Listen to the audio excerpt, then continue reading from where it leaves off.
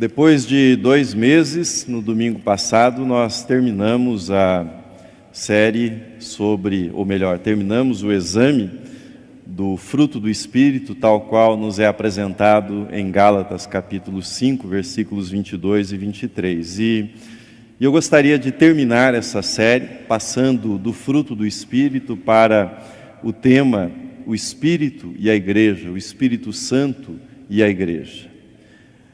Depois de 41 anos de pertencimento à Igreja Presbiteriana do Brasil, em 1903, mais precisamente no dia 31 de julho de 1903, foi iniciada a Igreja Presbiteriana Independente do Brasil.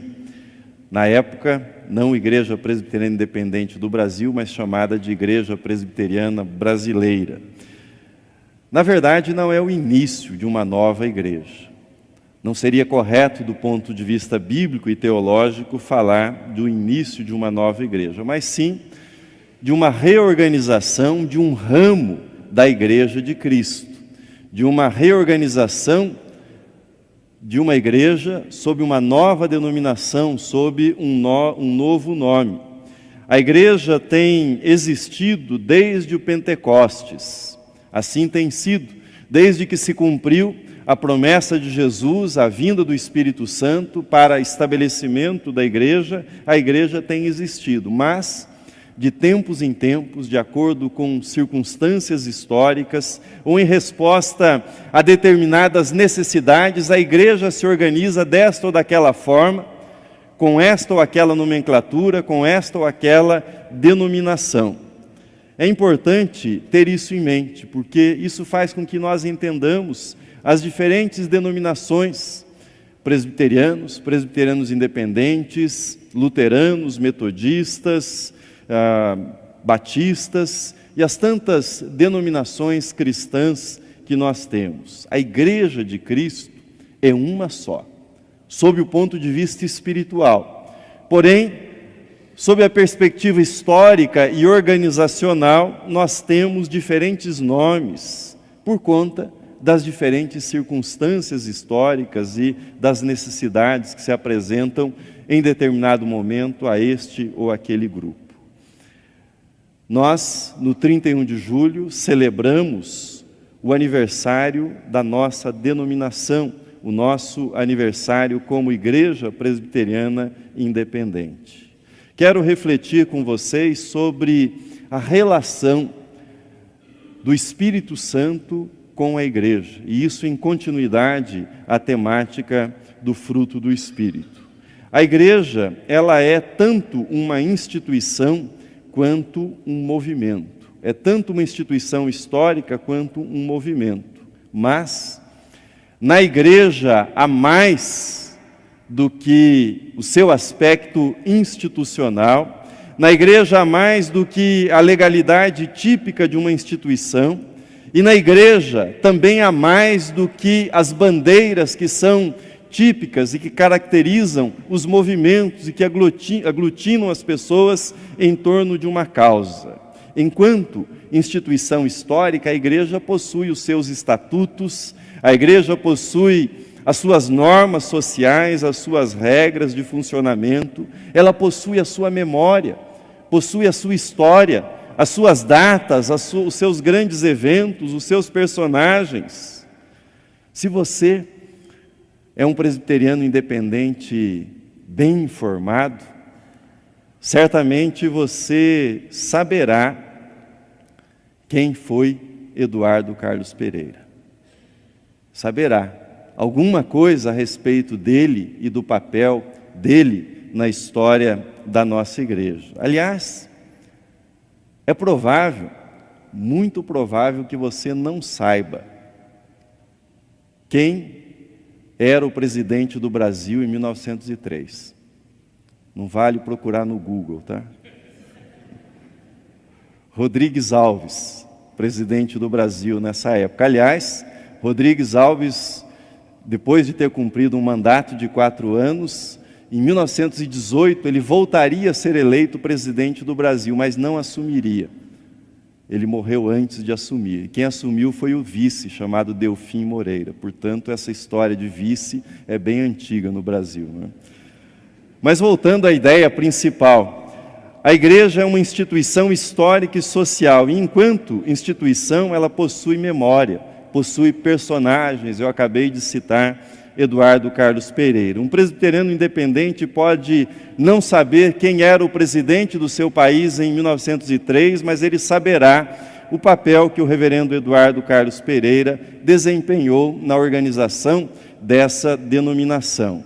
A igreja é tanto uma instituição quanto um movimento, mas na igreja há mais que memória típica de uma instituição social. E na igreja há mais do que as bandeiras que mobilizam, que atraem as pessoas num movimento social, que atraem em direção a uma causa. A igreja, ela é o lugar da habitação do Espírito de Deus. A igreja é a casa de Deus. A igreja é o corpo de Cristo. Portanto, a igreja será sempre mais do que uma instituição. A igreja será sempre mais do que um movimento. A igreja é o princípio da nova criação, da criação que nós conheceremos no futuro, na consumação. Essa obra já foi iniciada pela redenção que Cristo trouxe e por meio daquilo que Ele forma com aqueles que são redimidos, e é chamada esta obra de igreja. Portanto, há uma obra que o Espírito Santo realiza nos indivíduos, nas pessoas. Nós estudamos isso sob a designação do fruto do Espírito, arrependimento, conversão, santificação. Nós chamamos essa obra de salvação. Ou seja, o Espírito Santo age salvando as pessoas. Mas há uma outra obra que o Espírito Santo realiza, e esta obra é a reunião no tempo e no espaço dessas pessoas que são salvas. E essa reunião se dá sob a designação do que nós chamamos igreja, igreja de Cristo, igreja de Jesus Cristo. A identidade de uma denominação, a identidade de uma igreja, ela vem da sua história, vem da sua memória. Mas a vitalidade, o dinamismo de uma igreja, esse dinamismo virá sempre da presença do Espírito Santo, virá sempre da habitação do Espírito Santo, virá sempre do espaço que há para o Espírito Santo na vida daqueles que compõem esta igreja. Sem o Espírito Santo não há igreja. Sem o Espírito Santo pode haver uma associação religiosa, pode haver um partido religioso. Sem o Espírito Santo pode haver um instituto de cultura religiosa, onde as pessoas se reúnem em torno de interesses religiosos, mas não haverá igreja. Sem o Espírito Santo pode haver um movimento com uma causa nobre, com uma causa sintonizada com aquilo que apela para os sentimentos dos contemporâneos, mas não haverá igreja sem a presença do Espírito Santo. O que nos torna igreja é o Espírito Santo, habitando em nós. É o Espírito que reúne os salvos como igreja. O Espírito é, portanto, o sopro de vida sobre esta congregação. É o Espírito que se faz presente quando alguém é batizado e as palavras são pronunciadas sobre aquele que é batizado. É o Espírito que se faz presente quando a ceia é celebrada. É o Espírito que se faz presente quando a palavra de Deus é proclamada. É o Espírito que concede dons e talentos. É o Espírito que chama, separa diáconos, separa presbíteros. É o Espírito que unge essas pessoas para que possam cumprir o seu ministério. É essa visão que nós encontramos no livro de Atos dos Apóstolos. É o Espírito que dirige a evangelização, é o Espírito que separa missionários, é o Espírito que enche o coração daqueles que são perseguidos, como Paulo e Silas, quando lançados numa prisão, louvam a Deus. Isso só é possível pela presença do Espírito. Eu tenho certeza que nesses 115 anos de história da Igreja Presbiteriana Independente do Brasil, esta igreja tem testemunhado a obra realizada pelo Espírito Santo. Tenho certeza que esta igreja tem sido lugar de habitação do Espírito Santo. Nós não podemos, nessa manhã, percorrer todo o livro de Atos destacando o papel fundamental do Espírito Santo, mas eu gostaria de, a partir da passagem bíblica que nós lemos, ou seja, um episódio da história da igreja primitiva, a partir desse episódio que nós aprofundássemos a nossa percepção do papel do Espírito Santo, daquilo que o Espírito Santo produz, daquilo que ele gera na vida da igreja, daquilo que ele faz quando ele está presente na vida da igreja. E nós perceberemos que, estando presente em nós o Espírito Santo, quanto mais existir do Espírito Santo na vida da igreja hoje, mais do amor que havia naqueles que organizaram essa denominação em 1903 estará presente também em nós.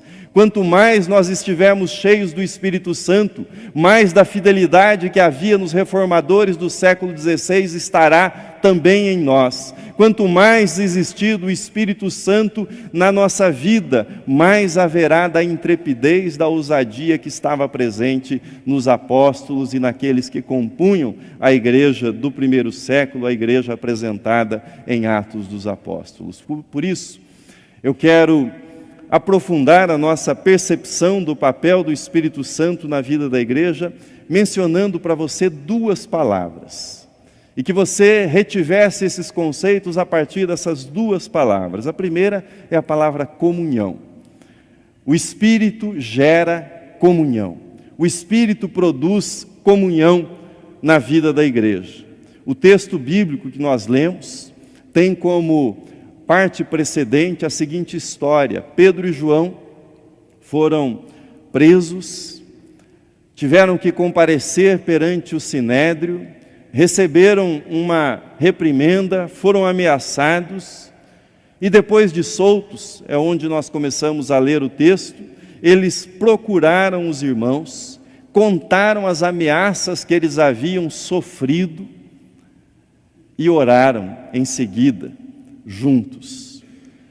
E mais adiante, no texto que nós lemos, nos é dito a respeito daquela igreja, que da multidão dos que haviam crido em Jesus Cristo, era um só coração e uma só alma.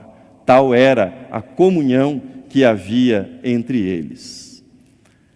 O Espírito gera comunhão. O Espírito gera na igreja comunhão entre aqueles que creem em Cristo. É obra do Espírito fazer com que a igreja seja um corpo vivo de Cristo. Veja comigo na projeção que diz Paulo na carta aos Romanos: assim também nós, conquanto muitos, somos um só corpo em Cristo e membros uns dos outros. Nos nossos dias, a palavra membro foi banalizada. Ser membro significa adicionar o seu nome a uma lista.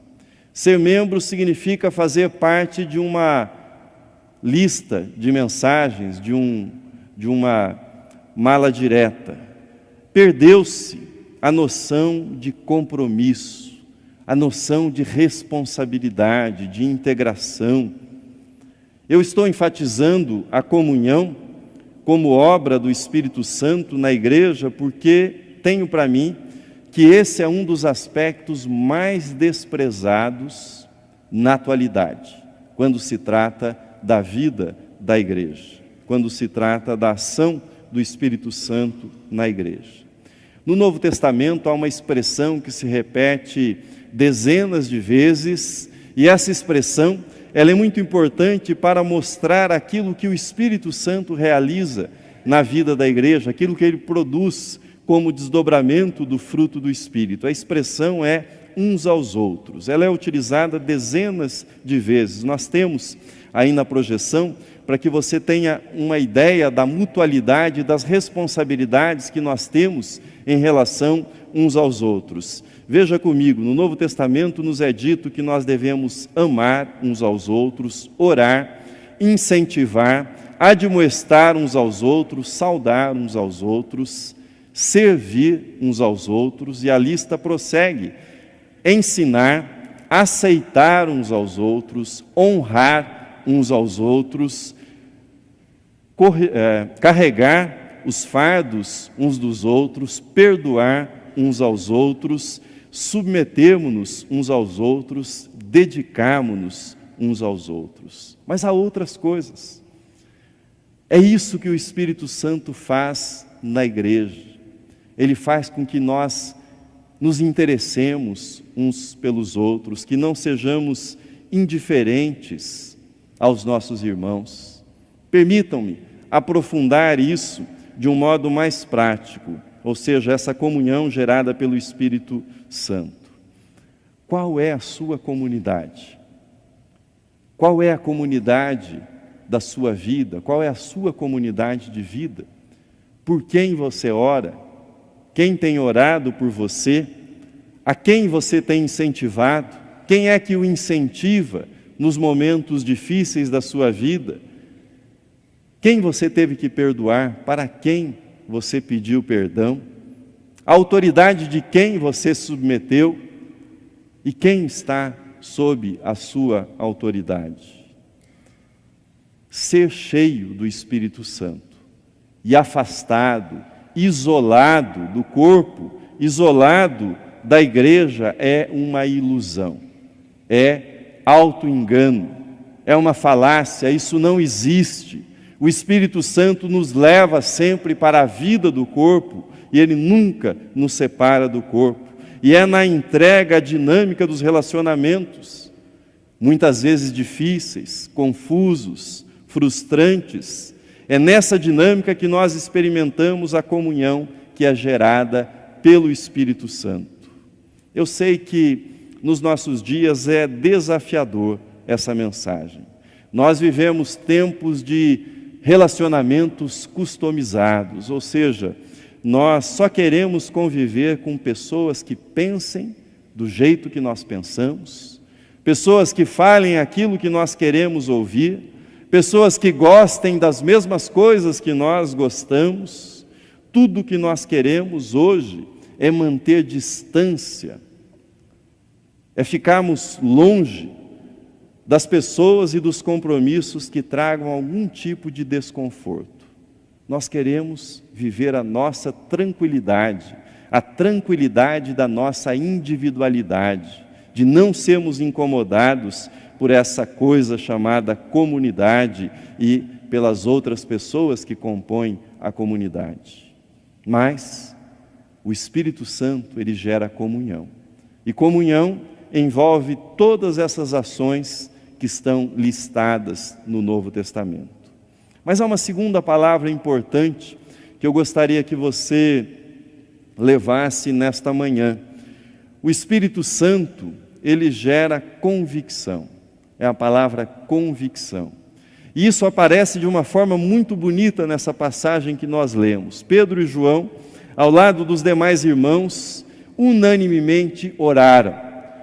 E eles oraram em unanimidade, oraram sob uma convicção. A convicção que movia a oração deles era a convicção que eles falavam, que eles se dirigiam ao Deus soberano. Veja comigo o versículo 24, o texto está na tela. Tu, soberano Senhor, que criaste o céu, a terra, o mar e tudo que neles há. É um belo modo de começar a oração. Começá-la com a convicção que você ora, que você se dirige ao Deus soberano. Que não há nada no universo, não há nada sobre a terra que o Senhor não conheça muito melhor do que nós. Não há nada. Mais do que isso, tudo que existe, existe pela vontade do Senhor. Aquela lua belíssima de ontem, ou a lua vermelha de anteontem, existe pela vontade de Deus. É criação dele, é manifestação da presença dele, do poder dele. Das profundezas do mar ao espaço sideral, não há nada que seja desconhecido para Deus. Deus não pode ser surpreendido por absolutamente nada. Nós somos surpreendidos, mas Deus jamais é surpreendido. E é a Ele que nós nos dirigimos quando nós oramos. Mas a soberania divina não consiste apenas na criação. Afinal, Deus poderia ter criado o mundo, se entediado e abandonado o mundo à sua própria sorte. Não. Vejam o que dizem na oração eles. Assim prossegue no versículo 25. Que disseste por intermédio do Espírito Santo, por boca de Davi, nosso pai, teu servo. Deus não é apenas soberano enquanto Criador, mas Deus é soberano sobre a história. Essa massa de acontecimentos confusos, nebulosos, entrelaçados com diferentes motivações humanas, ela é dirigida por Deus. Ele é o Deus que interage com os seres humanos, é o Deus que fala aos seres humanos, é o Deus que fala com os seres humanos por meio do Espírito Santo. É Ele que escolhe homens e mulheres, servos e servas, para que sejam portadores da sua palavra. É Deus quem dirige essa história que parece tumultuada na direção da redenção, da consumação do seu plano. Mas a oração, feita com convicção, ela é muito mais do que palavras. A oração é uma tomada de posição. Orar significa firmar-se, assumir um lugar, assumir uma posição no mundo, assumir uma posição diante de Deus. Quando nós oramos, nós subimos à presença de Deus. E na presença de Deus, nós olhamos a realidade pela qual nós oramos. Nós olhamos a realidade sob a perspectiva da eternidade.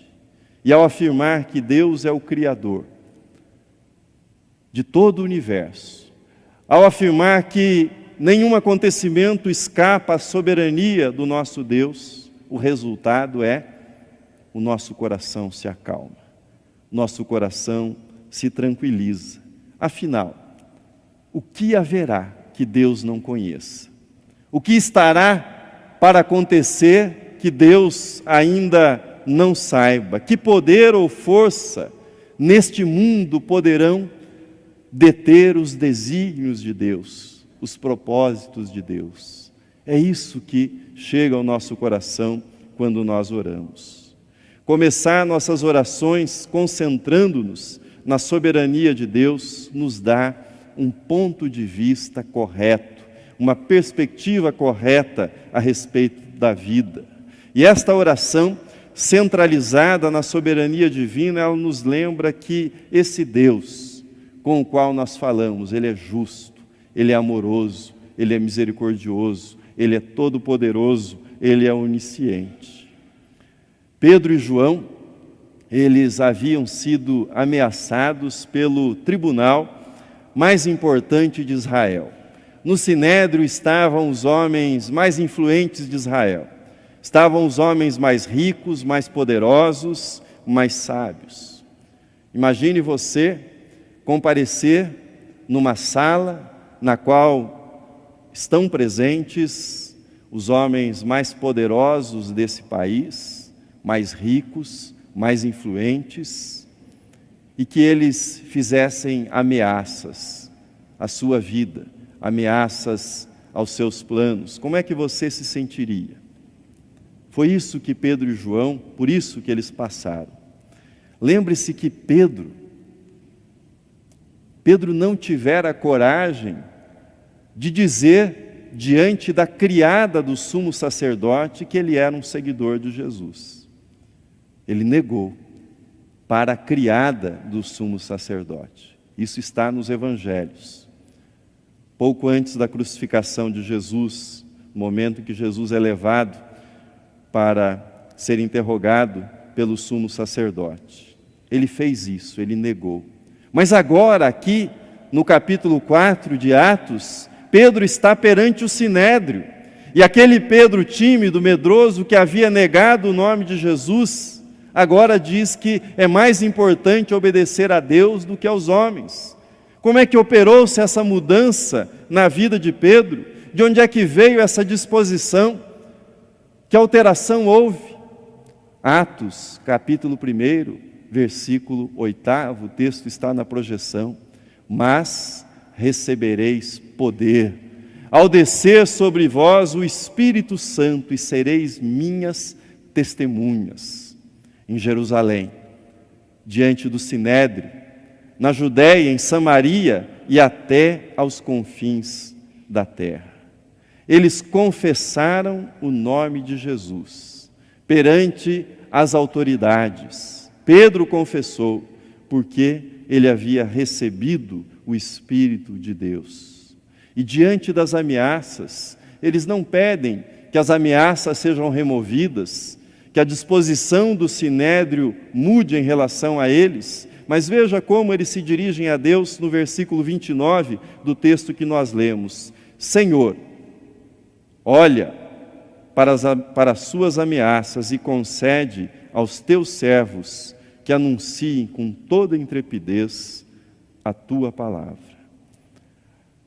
A convicção na oração é a convicção que o Deus ao qual nós nos dirigimos, com o qual nós falamos, é um Deus que olha, é um Deus que ouve, é um Deus que vê, é um Deus que age, é um Deus que responde às nossas orações. Essa é a convicção com a qual a igreja orou. Na tensão provocada pelas ameaças, eles pedem coragem. Coragem para continuar pregando o Evangelho. Coragem para continuar fazendo aquilo que eles precisavam fazer no nome de Jesus Cristo. Pedem coragem para continuar proclamando o nome de Jesus em Jerusalém. De que coragem se tratava? Não era uma coragem quixotesca, não era bravata, não era encenação, era uma coragem proveniente da habitação do Espírito Santo, da paz que o Espírito dá, da serenidade que o Espírito dá, do amor que o Espírito derrama no coração daqueles que o recebem. Era uma coragem proveniente da sabedoria que o Espírito dá para distinguir aquilo que é importante daquilo que é urgente. O Espírito gera convicção que Deus agirá sempre em resposta às nossas orações. Veja a convicção com a qual eles oraram. Parte, versículo 30. Enquanto estendes a mão para fazer curas, sinais e prodígios por intermédio do nome do teu santo servo Jesus. Ninguém, nada detém os passos, a marcha de uma igreja que ora com convicção. De uma igreja que fala com Deus sabendo que Deus responderá, que Deus agirá, que Deus fará, que Deus se manifestará. É isso que Martinho Lutero escreveu a respeito da fé e da oração dirigidas pelo cristão a Deus. Veja como Lutero se expressou. O texto está na projeção. Ele diz: a oração é um exercício especial da fé. A fé torna a oração aceitável porque acredita na resposta da oração. E essa parte final que é importantíssima.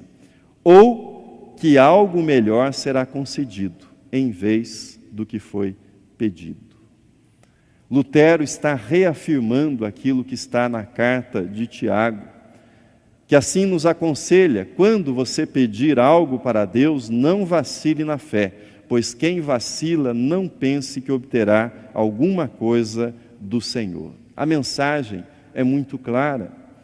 Quem não confia, quem ora, mas ora sem confiar, não receberá nada.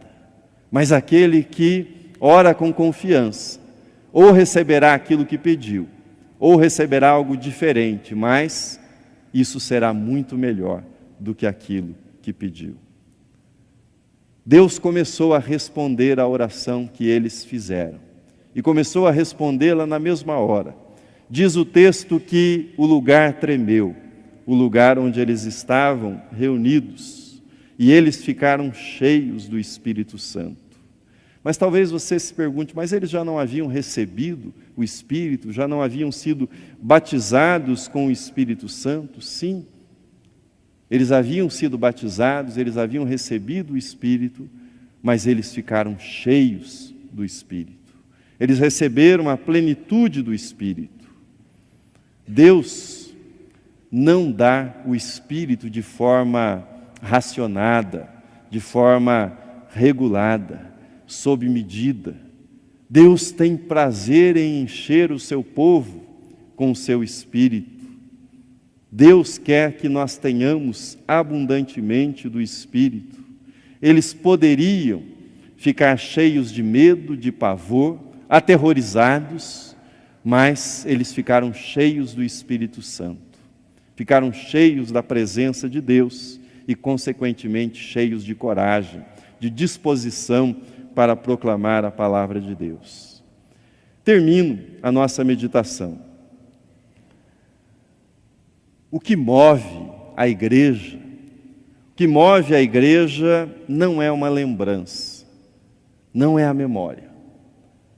A memória é importante, a memória dá direção para os passos, a memória ajuda no rumo a ser estabelecido, mas o que move a igreja é uma presença, a presença do Espírito Santo. É a presença do Espírito que faz com que a igreja fique em pé e caminhe. É a presença do Espírito Santo na igreja que gera comunhão e gera convicção naqueles que pertencem à igreja. Comunhão entre aqueles que são diferentes, mas pertencem a um corpo. Comunhão entre aqueles que pensam diferente uns dos outros, mas pertencem à mesma família da fé. A lembrança, ela dá direção, mas é a presença do Espírito que dá energia, força, vigor, disposição para a caminhada, para a jornada. A presença do Espírito Santo gera a convicção inabalável de que o Deus no qual nós cremos é o Deus que ouve, é o Deus que vê, é o Deus que fala, é o Deus que age entre nós. Isso é a presença do Espírito Santo que traz para a nossa vida. Diante disso, convido você para examinar qualquer ameaça que esteja sob a sua vida nesse momento, sobre a sua vida nesse momento. Perseguição no trabalho, por conta das suas convicções, quem sabe. Talvez a carga de trabalho que você não está suportando, ou talvez um problema de saúde, ou talvez desentendimentos familiares, ou medo de perder o seu sustento material. Não importa qual seja a ameaça, coloque isso na perspectiva da oração que nós acabamos de examinar. Numa situação de tensão, as ameaças muitas vezes parecem maiores do que você. Você olha ao redor, sente medo, olha para dentro de si, às vezes sente desespero, angústia, preocupação. Se você se sente dessa forma, sente que você está de algum modo num limite para a sua vida, quero convidá-lo no final desta mensagem a orar. Como os discípulos, como Pedro e João oraram naquele dia em que eram ameaçados. E como eles oraram? Assumindo uma posição. Lembre-se que orar é assumir uma posição, é assumir um lugar. E esse lugar, essa posição, é guiada pela convicção: Deus é soberano. O meu perseguidor não é soberano. A ameaça que está sobre a minha vida não é soberana. Isso que tem incomodado a minha vida não tem soberania sobre a minha vida, mas Deus é soberano sobre a minha vida. Que você ore pedindo coragem para Deus, coragem para pensar o que é certo, para fazer o que é certo, coragem para tomar as suas decisões e ser firme e coerente nessas decisões, coragem para resistir às pressões. Um dos mais belos textos bíblicos a respeito do caráter cristão, a respeito da coragem que está na vida do cristão e do tipo de espírito que há no cristão, nos foi dado por Paulo na sua carta para o jovem Timóteo. Ele assim escreveu para Timóteo: porque Deus não nos tem dado espírito de covardia, mas de poder, de amor e de moderação. Era esta coragem, esse espírito que estava presente na noite de 31 de julho de 1903. É esta coragem, é esse espírito de amor, de moderação e de poder que tem guiado esta igreja e que possa guiá-la sempre, é a nossa oração, e que isso seja para a glória, honra e louvor de Deus. Amém.